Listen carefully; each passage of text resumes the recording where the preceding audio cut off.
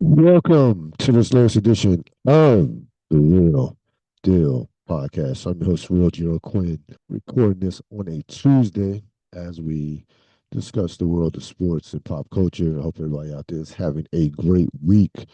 Um, Episode 1048. We are the champions. A lot to do with the basketball. Just 1 week left in the NBA season. A couple things going on a lot of things going on off the court, on the court, a few things going on off the court. We'll get to that. But we begin with the end of the college basketball season. The NCAA crowned their new champion last night, the University of Michigan, with a you want to say ugly, pretty ugly, whatever you want to call it. It was a well deserved victory by Michigan Wolverines as they took out UConn. First loss in the history of UConn's program in a championship game. They had been previously 6-0, which is really remarkable when you think about it. Like going to a championship that many times without losing. Um, so their first loss, 69-63. This was not, a game that we'll be talking about for, 10 years from now, maybe not even 5 years from now. Um, not the most well played game. Um, but give both teams credit. I mean, Michigan came in to that game dominating people. They put on one of the great semifinal performances, considering the competition and considering the fact that there was for a part of the season where people thought that Arizona was the team to beat and had them as a favorite or at worst co-favorite to win it all. And they absolutely housed Arizona and really made Arizona look like they didn't belong on the same floor as Michigan. And again, that was one of the matter of fact, the most statistically in terms of the point mark, in terms of the margin of victory, the most dominant um, semifinal performance against another number one seed previously. North Carolina, Kansas destroyed North Carolina back in 2008 en route to their championship over Memphis that year in overtime. But that was that display on Saturday night was just a masterpiece by Michigan with the size of with the front court, the athleticism, just defense. They've defense all over the place. Felt like they had 7 to 8 players on the floor, and that defense won them this game. This game was listen. First half, you're looking 33-28. Michigan hadn't made any threes. Barkley was talking about Connecticut basically shouldn't be concerned because they had played a great game and were only down by 5. Um, I didn't view it that way. I thought Michigan was going to win this game, but I thought if this thing stays relatively close, that favors Connecticut. And Michigan was able to get some separation midway through the second half, got to like 11 and kept Connecticut at bay long enough to get the victory. And again, it was about their defense. It was about the physicality up front. Like I said, I've said this throughout the course of the tournament. Michigan looked like a pro team. They looked that you have a front line 6'9", 6'10", 7'4". That's their front lines in the NBA they don't have that type of size and athletic size. They don't have any lumbering guys just taking up space and who can't move out on the perimeter. Those guys are all athletic. They can all move their feet. They can on switches and what have you.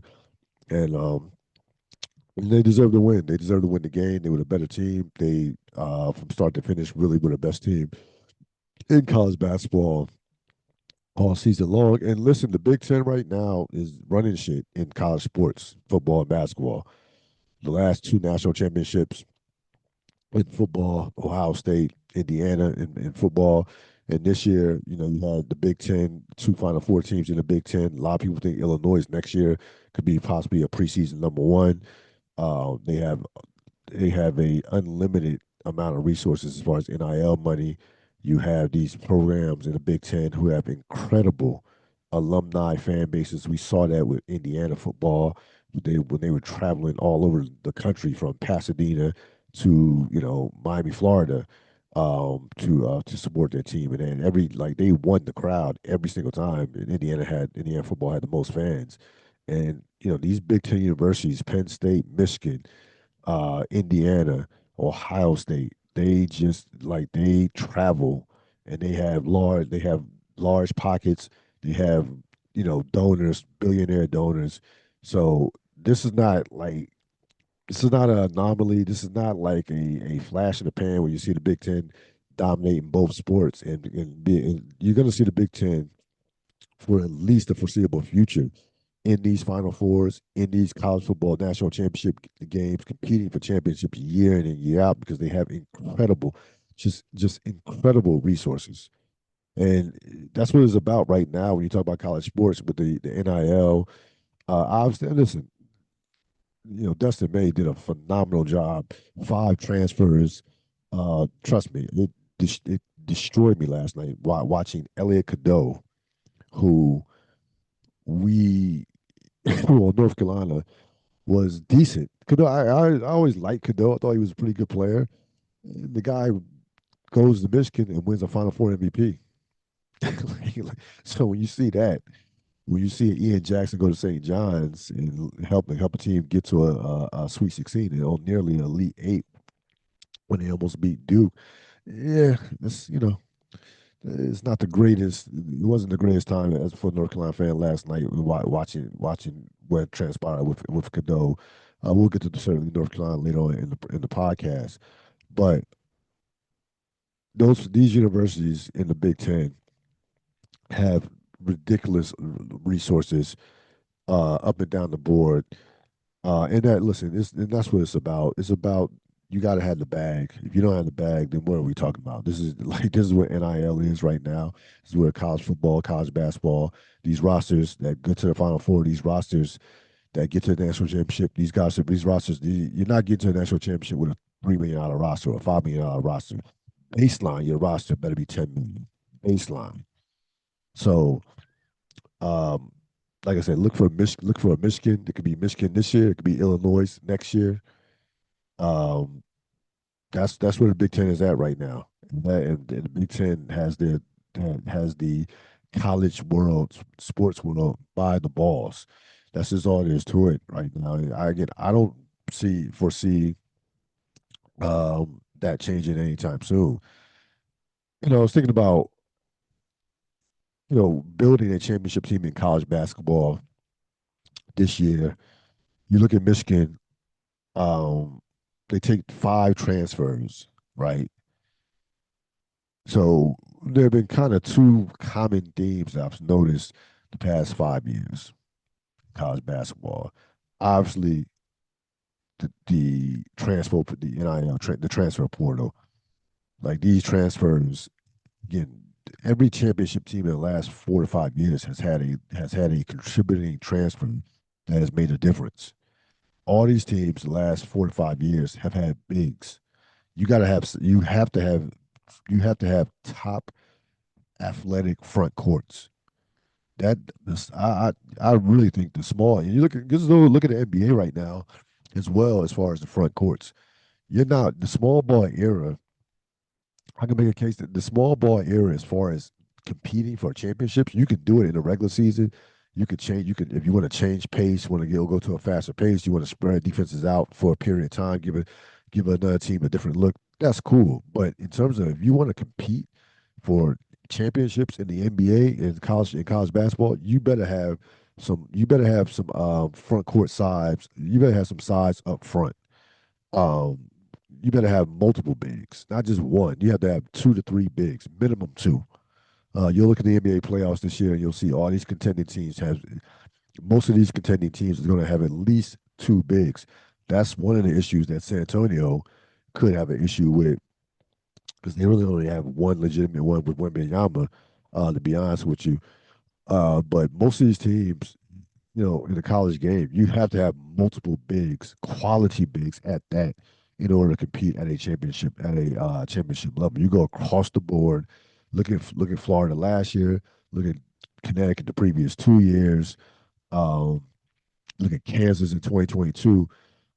Those all those teams had quality NBA caliber bigs up front. You're not going anywhere. It's nowhere. You're not sniffing a Final Four without having that level of quality bigs. I mean, NBA caliber bigs. You're going to see a number of players. You're going to see a number of front court players get drafted. I'm not saying that these guys are going to be, the perimeter players, the scorers are still that 6'6" to 6'10", 6'9" wing guy is still the the prize package for an NBA team that you want to build your team around, that do it all scorer. But I'm telling you right now, if you don't have like a 6'10" to 7 foot guy on your team, block shots that can switch out and at least compete with guards and small forwards as far as guarding them. You're not going anywhere. You're not. There's too much. There's a lot of athleticism in college basketball right now.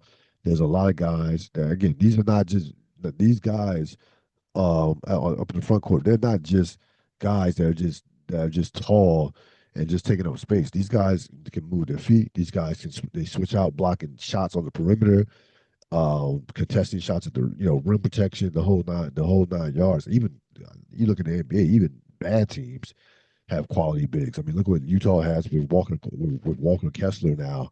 With Walker Kessler once he gets back, and Jaren Jackson Jr.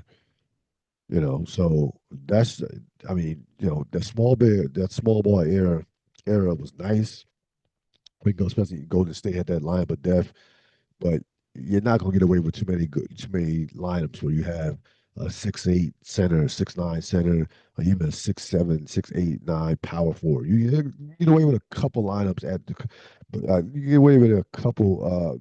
You could buy a couple minutes here and there, but as far as championship, when it comes down to, championship play, when it comes down to touching the NBA fourth quarter, last 4 or 5 minutes in a big time college basketball game, Final Four, Elite Eight, you better have some quality bigs in order to finish the job. But congratulations to Michigan. Again, 30, man, 19. I vividly remember that Final Four when they took out Illinois after losing to them twice in the semifinal during the regular season.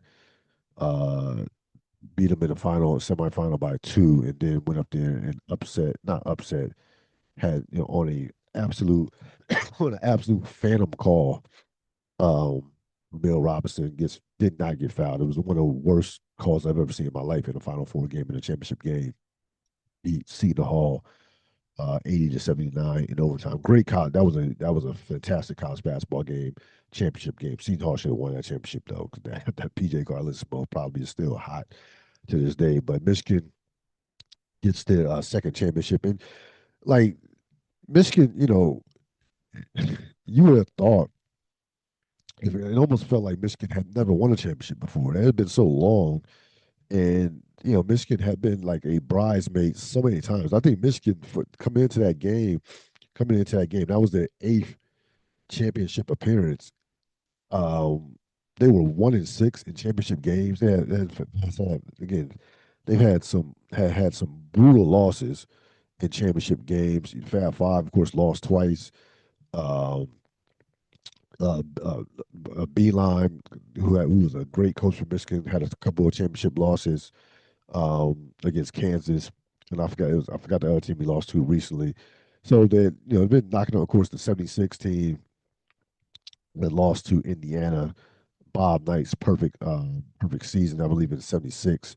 So Michigan, they've been knocking on the door for a long time to get this second ring. Has had a lot of success, been to a number of Final Fours. I know they had some down times under Jawan Howard, but right now, Dustin May has that program rolling, and really, all right, and he never was going to come to North Carolina. We'll talk about the North Carolina job.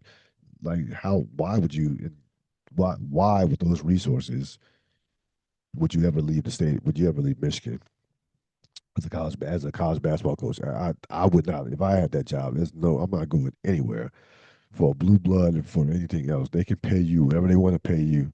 You're going to be on television like on ESPN and E10 Network. You're going to be like, that's not even recruiting. Is like he can be able to get players. He can get top recruiting classes to go to Michigan, even though it is a football school. And it's still a football school, regardless of what happened last night. But that job is turned into a legit top. It's a top 10 job right now, maybe even higher, but definitely a top 10 job right now. The deep dive, we're going to look at a just fantastic regular season game. Probably one of the five best regular season games I've seen all season. With what transpired with Denver against San Antonio on Saturday afternoon, right before the Final Four. And you had these two just virtuoso performances by Wembanyama and the Joker. Denver was able to get by in overtime. Just again, a fantastic game, a game that San Antonio really probably outplayed. I'm not gonna say probably they outplayed Denver. Denver only led for like a couple minutes, if that. Um, Probably less than 3 minutes. Denver led. Really felt like San Antonio controlled the game, but when you have a guy who is arguably the best player in the world in the Joker, he kind of showed people I'm still him, and he's been doing that for like the last couple of weeks now. As his name has kind of fallen through the wayside as far as the MVP talk goes. You got a lot of Wembanyama, while a lot of SGA, of course, and deservedly so. Um, Deservedly so. Matter of fact, Joker was third in the NBA poll that's conducted by Tim Bontemps of ESPN. That's really been on the money. Like they've nailed it for the past probably 5 to 6 years. They picked not only the right MVP, but even like the top 4 to 5 spots, even by percentages, they've been on point. And Joker in that poll on Friday, I believe, was third behind SGA and Wembanyama. SGA is going to win the MVP, so that be ready to start, foul merchant and all that nonsense. He's going to win another MVP. He's already qualified for the 65. He's already played past the 65 game threshold. But this game was fascinating because you're watching Joker just trying to. First of all, give Wembanyama credit for guarding Joker. He was the primary. He basically was the primary defender on the Joker. Joker guarded him a couple times, but more than not, they would put Joker on a guard, and go from there, which was obviously which is a smart strategy considering the difference in athleticism is stark. It's just Wembanyama. He cannot, from terms of foot speed, stay with Wembanyama. But watching Wembanyama try to deal with Joker, try to match up with him, and then watching Joker try to figure him out, um, using his shoulder, using his body, using just every single skill known to man. He like Joker. He makes and over the course of the they haven't played that against each other that many times, but he's absolutely had his way with Wembanyama. This is probably the best game Wembanyama has played with him. I can make a case that he probably I can make a case despite that this was basically toe to toe. This was basically a wash. You give Joker the edge because Denver won the game, but this basically was a wash as far as statistically. Um, and again, this game to me, if we're going to poke any holes at San Antonio, um, half execution and half court, some of the shots that they got down the stretch were not the greatest. Weren't horrible shots, but not the greatest. We know what Denver is as far as execution down the court, down the stretch in a close game. They have the best one-two combo in the league in Joker and Jamal Murray, who've been playing together for seemingly forever now. going back to like around what 20. Let's say what they've been together is like at least almost almost a decade. Like they've been together for a long time now, a number of playoff runs, and they know who they are. Denver, as an offensive identity, knows who they are, and I think that you see San Antonio similar to Wembanyama from a offensively with his identity. I don't quite know. I know San Antonio has shooters. I know they have athleticism. Um, but I don't in a half court. I still don't really quite know what to expect for them, what to expect from them um, when they're forced to execute in the half court. They can overwhelm you with athleticism. They can overwhelm you defensively with Wembanyama. Nobody wants to come in the paint. But when it comes down to trying to win for a playoff series, you gotta have you gotta have almost pinpoint and textbook half court execution. Your half court game has to be almost airtight. Now, OKC does not have airtight half court execution. They are so dominant defensively, it actually makes up for it. And you have arguably like at worst the second best offensive player in basketball. I think Joker's number one, and I would take SGA over Luca as the second best offensive player in basketball. When you have a guy who has turned himself not only to be the probably the best in terms from an efficiency standpoint, the best scorer in the league, getting to a line and shooting almost 56% from the field. Now he's stretched out. He's become a just above average playmaker where he can pick you apart. He can hit you. He can pick you apart for 8 to 10 assists on a given night. We've seen him have some big assist games, a couple big assist games in showdowns over the course of the season. So they've actually, I mean, Oklahoma City to me actually is a better looking offensive team this year than they were last year. And this is despite the fact that Jalen Williams J Dub has has barely played. So that's the listen again. I if anybody is going to break the kind of we don't need to go through all the steps to get to a championship, it would be San Antonio because you have a absolute freak on your team. You have a guy that he can average 35 and 18 in a playoff series. He averaged 38, maybe 20 in the playoff series. Like he's capable of that. Now again, I'll be curious to see how he's defended. Wembanyama is defended in the playoffs. I'll be curious to see his stamina once he gets beyond 30 minutes in the playoffs. The playoffs are the ultimate test of just physical will and these are places that he's never been before as far as he's never made the playoffs before. So can he with 3 to 4 for 3 and possibly 4 playoff series, what like will he have enough gas in the tank? Will he wear down over the course of playoff series? These are questions that still, need to be answered. But again, I've seen enough to say that look, I feel like San Antonio absolutely can win a championship. I don't think they will, but I'm not. I'll be on the point to where I'm going to say I can. You have to put them right there. Have to put them as the biggest threat to beat Denver. Excuse me, to beat OKC. Uh, I would slightly lean towards, um, because these two teams right now are 2 and 3. San Antonio is locked into two. San Antonio is going to be two. Actually, have an outside chance at number one.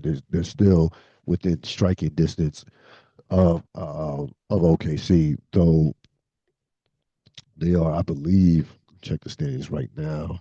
I want to say there are 3 games in the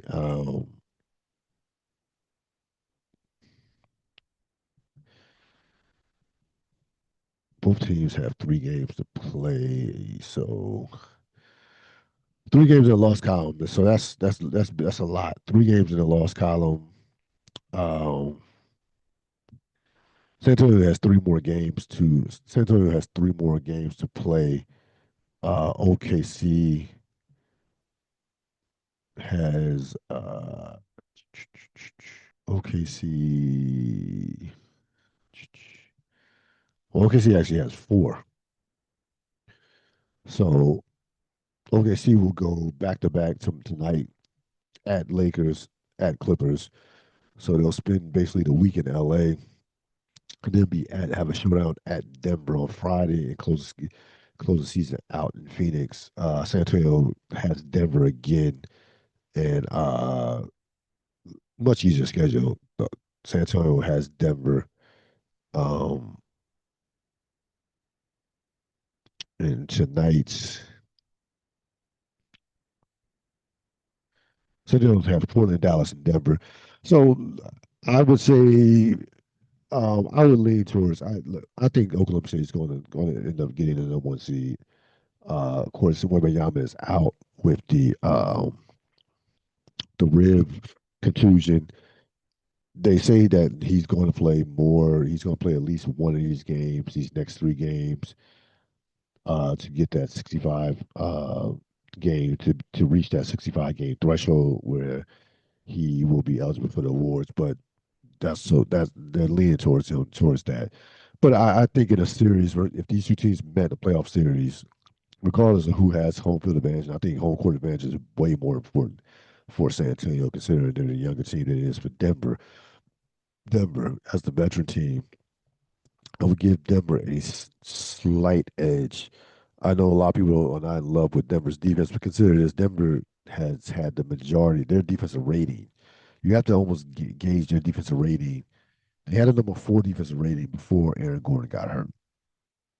After that, the floodgates open with injuries and what have you. And Aaron Gordon, has missed a ton of time. So I can't gauge their like. I look at their defensive number right now. That's not a fair assessment of the type of defensive team that they are because they have not been whole for basically the entire season for a sustained amount of time. And Aaron Gordon makes a huge difference when he's on the court with that defensive rating versus when he's off the court versus when he's off the court. So slight edge goes to Denver if they meet the playoffs, but we certainly absolutely would love to see these two teams go at it. Seems like it's going to happen because um, before we get to Mike Malone and UNC, you look, the Lakers had a disastrous like 4 days, had disastrous 4 days starting Thursday. It was a rough weekend for the Lakers to say the least. They get absolutely just taken apart, taken behind the woodshed by Oklahoma City. In that same game, Luka Doncic and Austin Reeves both get hurt. They both are out for the rest of the regular season and could miss time in the first round of the playoffs. In the first round of the playoffs, though, not to be honest with you, who knows which one of those guys gets back during the playoffs? I anticipate that we'll probably see, but more than likely see Luca. I think I would give Luca a better chance at coming back sooner than Austin Reeves. But with these injuries, who knows? But there's going to it was a disaster for the Lakers because I didn't think the Lakers were. I know that the Lakers are not on San Antonio's level, not on OKC's level or San Antonio's level, or I didn't think the Lakers would beat Minnesota. To be perfectly honest with you, but at least they were interesting. Now, looking at them now, at the prospects of facing OKC in the second round, which is where you don't want to be. Um, you don't want to be in the 4-5 and have to deal with that Oklahoma City, the Oklahoma City Express, the way they're playing right now. Um, they have zero chance. Either if they are to get by their first round against either Minnesota or say Houston, they have zero chance if they stay in that four. If they stay in that 4 or 5 spot, they have zero chance against Oklahoma City in that second round. So that though losing the Oklahoma City game was one thing, but losing your two top scorers uh, in on the second to last weekend, the week before the NBA playoffs, was you could, like I said, you can't have a worse weekend if you're the Lakers, and then you cap it off being um, having Cooper Flag put 45 on you, and you lose that game, which was certainly a winnable game to the Dallas Mavericks, a game where wasting LeBron, basically had 30-15 and 30-15 and 9, 39 and 15, wasted that performance. So again, I never took the Lakers serious as a title contender. I thought they could be interesting. Now going to the playoffs, they then frankly don't even look that interesting to be honest with you. So North Carolina has this new coach, um, Mike Malone, formerly, of course, of the Denver Nuggets, coached them to a championship. Coached here like over a decade. Coached there for 10 years. Had a lot of success. A couple conference finals. Got to a couple conference finals. We saw the development of Joker, Jamal Murray, and Aaron Gordon during his tenure there. It kind of came apart at the seams last year when he and Calvin Booth couldn't, when he and Calvin Booth continuously clash heads. Both of them end up getting fired. He basically does a year of television, and now he is the head man at the University of North Carolina. First time in 74 years that North Carolina, since that North Carolina goes outside the family. You had, Dean Smith, uh, Bill Guthridge, Matt Doherty, Roy Williams, and Hubert Davis. It was, and listen, they had came to the conclusion that they probably this hire was probably going to be was probably going to be more likely going to be outside the Carolina family. They went vigorously after Tommy Lloyd and Dustin May and Brad Stevens, Billy Donovan, all those guys, one by one, turned them down. They didn't want to wait for Billy Donovan, which is certainly understandable. I'm not going to sit up here and listen. Listen, Billy Donovan. I know what he was at Florida. Had some good years at Oklahoma City. I was not certainly shedding any tears because they didn't get Billy Donovan. Again, I totally understand why you want to get uh, this ball rolling right away. North Carolina was not in a position. I don't care. I understand they have a bunch of NIL money. I understand their program is just not in a position to where they could be behind the eight ball as the transfer portal has gotten started, and you not have a head coach have a head coach in place even for a week. I'm sorry that so I can't knock the program for not waiting for Billy Donovan if you have a chance to get a guy who is only 54 years old, who is 6 years younger, and actually has a NBA championship. Um, I didn't see this hiring come. I as a Carolina fan, I did not see this coming. I think Michael obviously Michael Malone can coach. Um, I believe that it is easier to make the transition from pro to college than it is certainly vice versa, especially considering the nature of college basketball right now. Your roster is constantly turning over.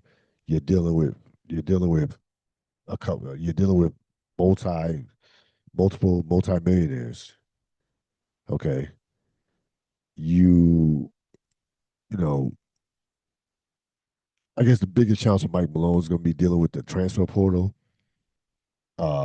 because he basically had the same core for Denver. Like there was, Joker Murray, and Aaron Gordon. Those three were there in place for about 5 or 6 of his 10 years in Denver. In college basketball, it's not you're lucky if you have the same core for more than 1 year. Like your roster, regardless of your success, you're going to have half your roster is going to turn over yearly. Okay, the good thing he's walking into a job that they have some talent coming back. They had a good recruiting class. Those guys are staying as of now. Those recruits, those top recruits that he got, one of them was a McDonald's All American. The other one was a top 25 player. They have some good pieces coming back. Bassir, who had a very good year, was the second best, was the team's second best player. Of course, you had to replace Caleb Wilson. That was expected. He was going to replace him regardless of who, if Hubert Davis stayed. Caleb Wilson was gone. Dennis Nixon's transferred. They had another guy who didn't play, hardly transferred. So he's walking into a. It's not a rebuilding project. It's not what real. It's not that. They're not coming off an 8-20 season like Roy Williams walked into when Matt Darty just absolutely just had the program, not from a personnel standpoint, but from a reputation standpoint, in shambles when he was fired. So he's walking to to me, a very good situation. Um, I know that the the knock on Mike Malone is, Will he is a very, very intense coach. He's a very upfront. He doesn't he doesn't parse any words. You're gonna know if you're fucking up. He's gonna let you know. So that kind of wore thin with at the end of his tenure in Denver. But keep in mind, he had been there for 10 years, and so that was a completely different situation in regards to North Carolina. He's coming in North Carolina. These guys don't know him. He's not going to have guys there no more than 2 years. Like now, again, even the successful teams, you don't have guys stay at the same place for 3 years. Very rarely, and you have a guy stay at the same place for 3 years, let alone four. So you're constantly going to be rotating players and changing up your rosters every 2 years. Um, he can win a championship at North Carolina. It's not even a question. Hubert Davis, who was not a very good coach, almost won a championship at North Carolina. He wasn't a great coach. You will see immediate upgrade in terms of in-game coaching. You will see obviously a high level of accountability. You don't have to worry about that.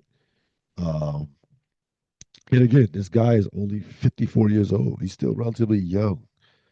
Um, and I don't think he's going to come in with this, hey, I'm an NBA champion, respect me. Like I just, 'cause I think he's smart enough to know, most of the guys in college, like these guys, some of these kids, these players in 2023 were in, a couple of them might have been were in high school, a couple of them might have been in middle school, to be honest with you, that are just coming in, or just their first year in high school. So they don't these players don't care about what you did at the NBA as far as winning a championship at the NBA.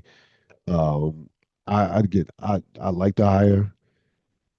Is it an absolute home run? Am I going to say it's absolute home run? No, I'm not quite there because I've never seen Mike Malone win at a high level at college. That is still something that remains to be seen. But I'd rather have a guy who is still a young coach who won at a high level, the highest level in the pros, than a average college coach. If they were not going to get a top college guy, I didn't want the coach. I didn't want these other coaches who were just very good. Very good to average wasn't going to do it at North Carolina. They needed to really make a big time splash with this hire.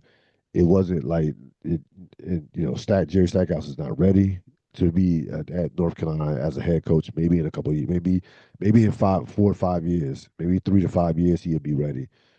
But there was no other coach. If you're not going to get Lloyd, Dustin May, if you weren't going to get a guy, Billy Donovan coming out Billy Donovan. Brad Stevens was never that. That just would never was going to happen. It was not that many coaches that was at their disposal that they could have gotten to come to North Carolina that were top tier coaches like that. Dan Hurley is not going anywhere from UConn. And as we see, Dustin May wasn't leaving Michigan. So it wasn't going. If you're not going to get Tommy Lloyd or that level of coach, then what are we talking about here? Like Painter wasn't leaving, was not going to leave. Purdue, I actually don't think North Carolina regards him as that level of coach. And then the Starworths, the Izzos, Patinos, those guys those guys are old. They still coach at a high level, but those guys you're not you want to go get those guys, and they're older. So I think that I believe that this was the right hire. I understand it. Uh, Now, if you're North Carolina, I think realistically, as a North Carolina fan, you can't expect I don't see Brandon. I'd be shocked if Mike Malone retires as a North Carolina Tar Heel. I don't see him doing 10 to 15 years. He's his pedigree. He's an NBA guy. He's won a championship in the NBA. He's going to want to prove that he could win another championship without Joker. Like he's going to want to prove that the guy is a too competitive of a guy. He's going back to the NBA eventually. I don't think he's a lifer at North Carolina. I just don't see it. Somebody's going to lure him, especially if he has success in North Carolina. He wins a championship at North Carolina. Um, Somebody in the NBA is going to come calling. Period. Somebody in the NBA is going to come calling, and I eventually see him going back uh, to the NBA for the right job. Now winning at North Carolina will give him and put him in a position to where he can basically call his own shot. Like I'm not leaving a winning. If I got North Carolina rolling, I'm winning a championship, I'm going to Final Fours. If I'm got North Carolina back to where it belongs, I'm not leaving North Carolina to coach a lottery team when I've won an NBA championship. So that's not going to happen. But I think like I said, I would say he does 3 to 5 years at North Carolina. 5 years being the max before he winds up back in the NBA. I'm gonna leave you. Well, first of all, before I get to the real thoughts, one last thing about the NBA. So you you have the rest of the regular season is almost over. Has 1 week left, and you look at the awards eligibility list. The number of superstar players to all-star players who are either not going to be eligible or on the cusp of not being eligible. It is a who's list as we as we come close out this regular season. Uh, Already, Kay Cunningham, Anthony Edwards, Steph Curry, Giannis, and LeBron are not eligible to be All NBA. Not that LeBron was going to be, but I'll just have to mention his name just because he's LeBron. Luca is following a grievance that if he wins, he could become eligible, and so it's called a well, I'm not even gonna put up what it's called, but he missed 2 games because of the birth of his daughter back in December. If he wins the grievance, he will be eligible for All NBA and MVP and all that good stuff. Um, Joker needs to play 20 minutes in 2 out of his final 3 games. Wembanyama needs to play at least 20 minutes in 1 out of his final 3 games. Um, and again, I've already gone over the list of who's not eligible. I say this, I say all I have to say that I'm not sure where I'm at with the 65 game rule. Um, I totally understand why they did it. They had to do it. Load management, guys missing games was beyond getting out of control. They absolutely had to do it. Um, I can't see a situation.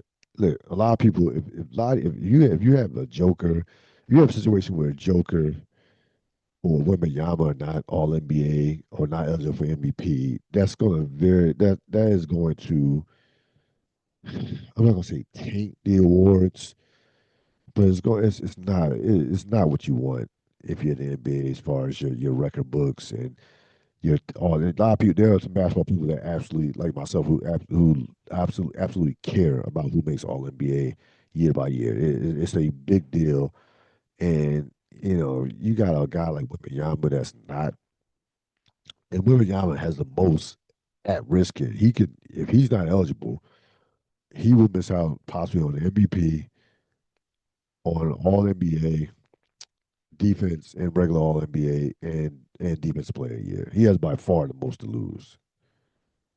And I didn't even get into obviously the financial considerations of a guy like Wembanyama, who will be looking for obviously a super max plus a 30% if he does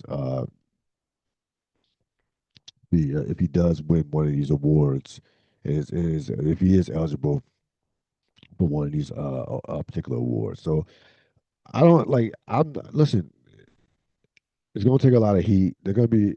I've heard already the cries for let's just get rid of it and let the voters, use their common sense. And, if a guy only played 60 games, 61, 62 games, like Cade, I've heard the case that Cade absolutely should be first team all NBA. You want to eliminate them from MVP, that's one thing, but you should not eliminate a player who's played at least 60 games, or who's been that great over the course of the season from being all NBA. Here's what I said. And this is where I'm at with it right now. I would not absolutely get rid of it altogether. You can lower it. You can lower the game threshold to 60. I think 60 games, and if you can't, like, I think 60 games is fair. I think 60 games is realistic. I think that's, you want to say that's split baby, so be it. That's fine. You can say that. But I know what this thing looked like before they put this in. I know what I'm telling you, the NBA was headed towards was going towards a bad place with all these missed games. So I know what this was headed towards. I think I had, when this thing came about, had no problem with it. Um, and it's not perfect, but the NBA guys getting hurt is way bigger issues. That's a whole nother conversation on keeping guys healthy and what needs to be done from that standpoint. But you can't have a situation where you have this many guys not eligible for awards. Now, Curry, Giannis is one thing. Those guys have missed a ton of action. Curry, Giannis, and LeBron has missed just ridiculous amounts of time this year. They wouldn't even be. They're not even in the conversation to from this standpoint. They're not even part of this conversation. But Kelly Cunningham, Anthony Edwards, Luca should Kay Cunningham, Anthony Edwards, Luca, Wembanyama, Joker. We shouldn't even be having a conversation about those guys either missing or possibly having a chance to not be all NBA. It's just like or competing for it or in the conversation for an MVP. That should not be a conversation that we should be having with those players, that caliber of player in the NBA. So you can lower it. It can go from 60 to 60, 65 to 60. We have no problem with that. And, let's, before we outright overreact and get rid of it altogether, which I don't think the NBA will. To be perfectly honest with you, I think, they will. I think Luca is going to win this appeal. And I think Luca is going to win this appeal. He'll be first team All NBA, and I think Joker and Wembanyama will find a way to finish out the season to be eligible. You can't have it again. You cannot have a situation where Joker, Wembanyama, and Luca are not eligible to be all NBA and to be MVP candidates. Real thoughts before I let you go. A couple of battles Let's deal with the first battle of Dawn Staley versus Gino Oriema. Of course, Friday night, especially particularly in the second half. Connecticut, South Carolina embarrassed Connecticut in the second half, pulled away, convincingly won by 14 points. It was a great defensive performance by South Carolina. This is not a vintage South Carolina team beating a Connecticut team that came in on a 54-game winning streak, was undefeated. I thought there was no way that anybody was going to beat Connecticut this year. In the times I've seen them, they were unbeatable, and they looked unbeatable for the majority of the year. But Stanley absolutely put on a masterclass of defensive coaching and just took Gino behind the woodshed. And Gino couldn't handle it. He could not handle it. Gino absolutely completely melts down, um, yelling at Dawn Staley. Uh, said something to Dawn Staley that set her off, so she started yelling at him. She said, basically said, "I'll beat your ass" multiple times. She had to be restrained. Gino, at first, had zero remorse.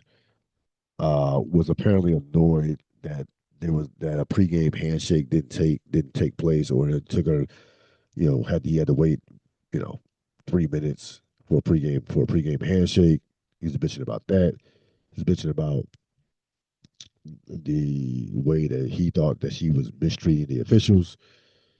Just a whole bunch of nothing to me. The bottom line is, you got your ass kicked, and you just couldn't handle it. And remember, there was last year the shoe was on the other foot. Uh, Connecticut destroyed a defending champion in South Carolina. South Carolina was coming off a 2024 championship season when they were 38-0, and they dominated everybody.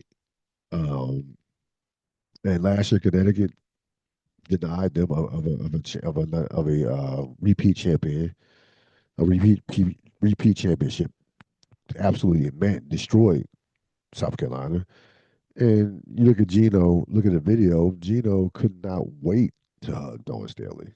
Couldn't wait to hug her at the end of the game last year. So you and I thought that you thought what difference a year makes, and now he makes a complete ass of himself. And despite the fact that they won a championship last year, just absolutely cannot handle the fact that Dawn Staley right now is the top coach in college basketball. She is. She doesn't have she over the last decade. Dawn Staley has won more games than Gino. She's won more championships than Gino. She's won more. She's been in the Final Four more times than Gino.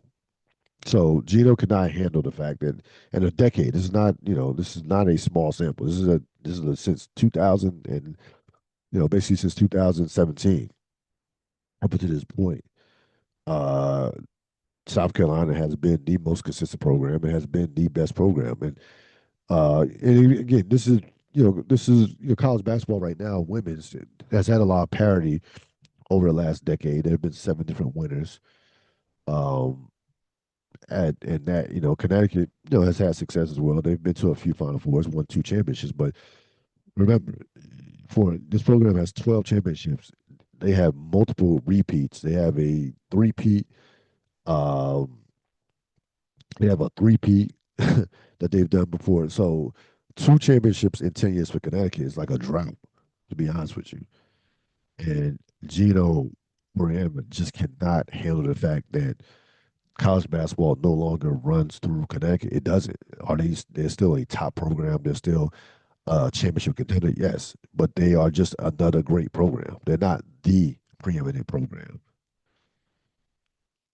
And he hasn't been able to handle it. And he's really, like I said, he's showed his ass 3 years. He showed his ass. Just his team. When his team loses, it's not his fault. It's not like I got out coached or you know the other team was better than us. It's something officiating. It's something he's had NIL complaints. So it's always something. It's never we just got beat. We need to get better. It hasn't been that for the last couple of years. for Gino Oriema. So, I say this, I loved how Dawn Staley handled herself. She stood up for herself, didn't take no shit. Um, and she was class personified at the same time. They got, South Carolina got destroyed by UCLA on Sunday. And she was nothing but complimentary towards the UCLA coach. Nothing but complimentary. Even when people tried to discuss what transpired with her and Gino on Friday, she was like, nope, you know, trying to this is about you. You want to ask me questions about UCLA winning or about us losing? We'll go there. I'm not addressing the me versus Gino bullshit. She didn't use those words, but basically she said I'm not addressing that right now. I'm not. It's not about that.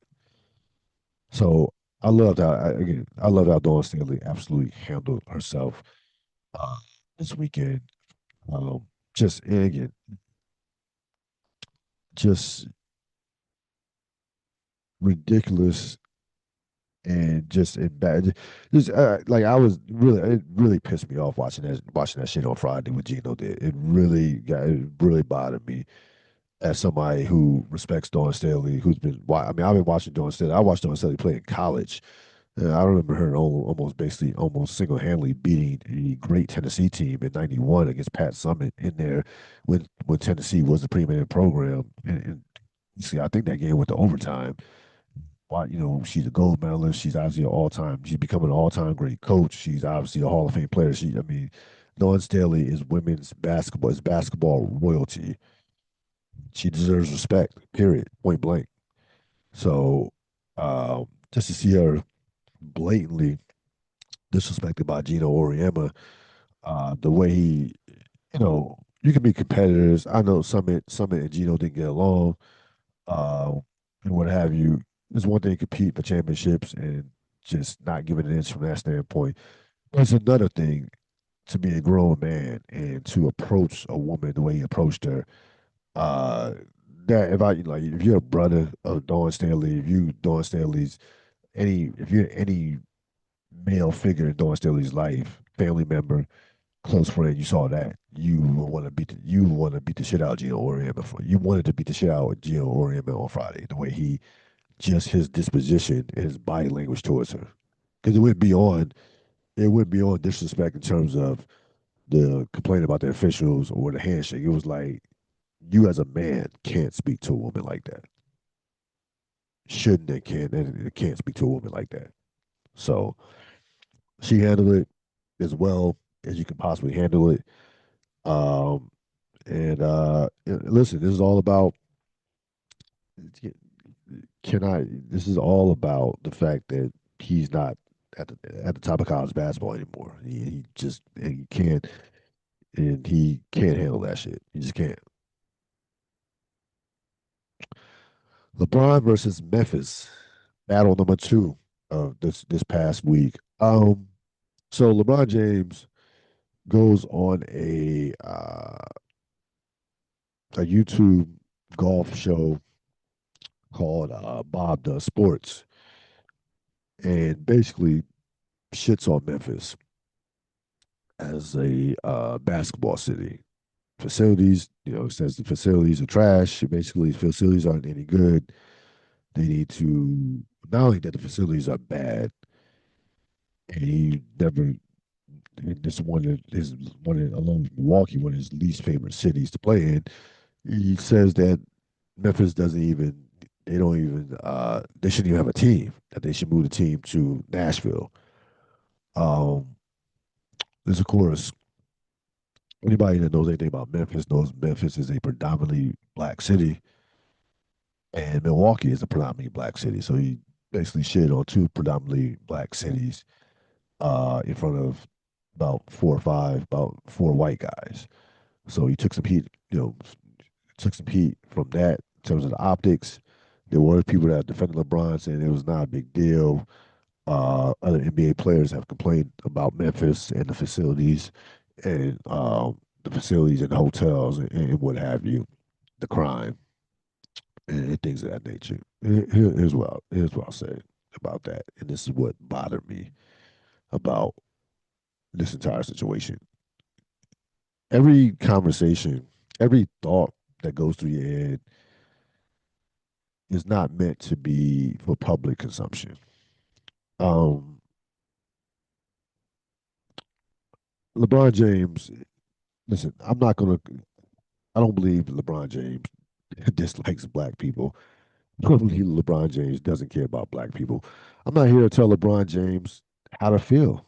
If you think that the facilities are shit, you don't like it, you think you hate the city, then so be it. That's your choice. It just doesn't need to be broadcast. And this could have been avoided. We should have even never heard this conversation, right?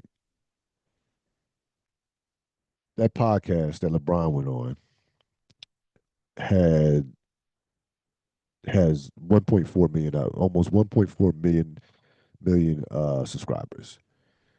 The last time I checked the podcast, last time I checked that episode came out about 5 days ago.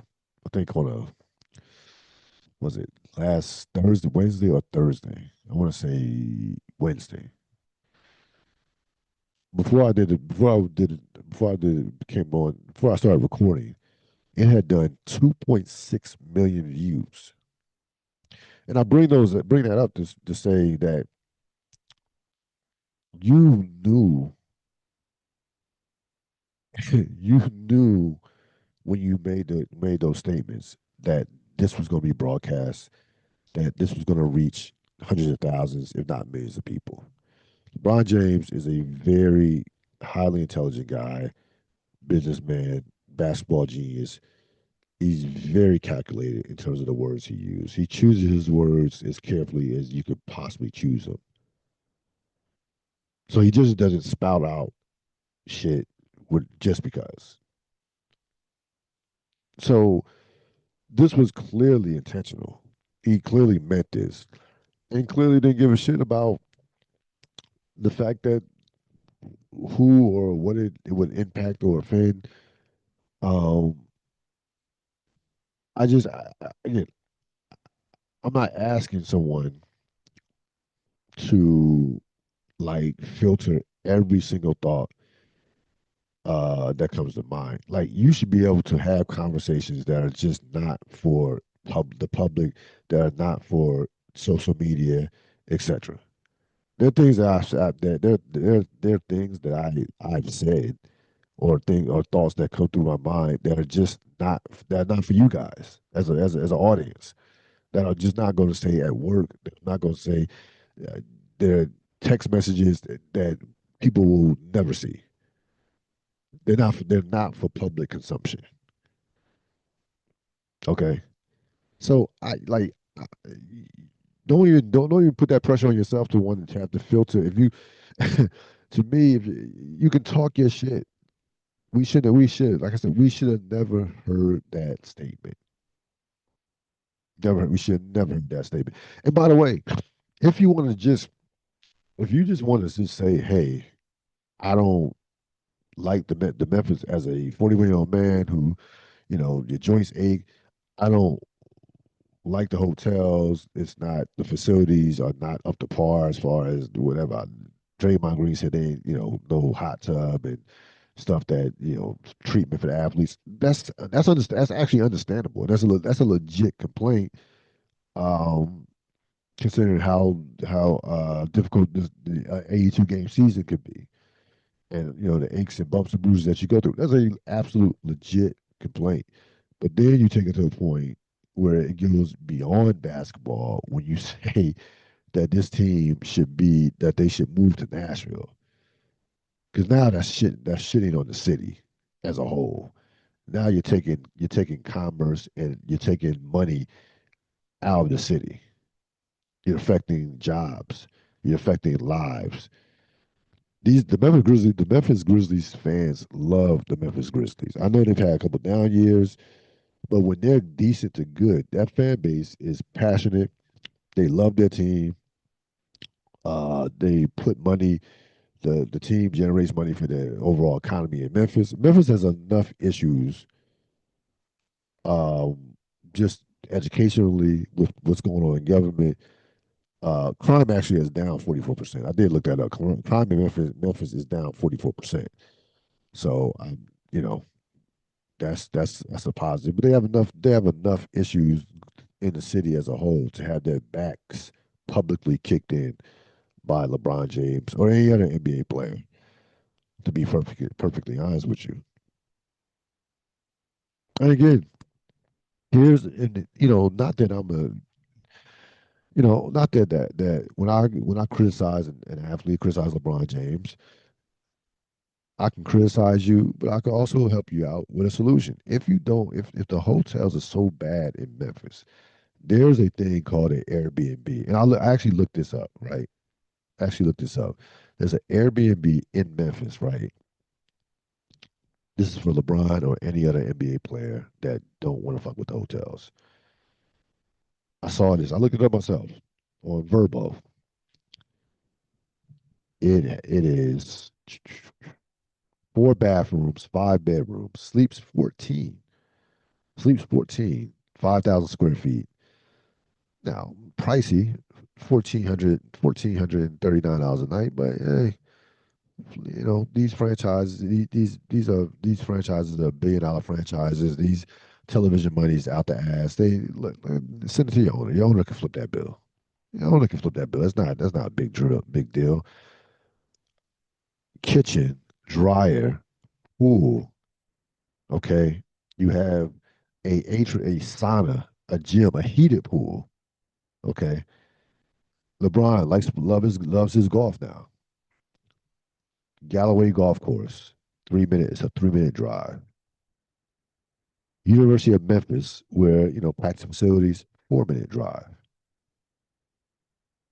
I'm just, like I'm. Just, I'm fucking around, but I'm actually being serious. Like they have some beautiful Airbnbs in Memphis.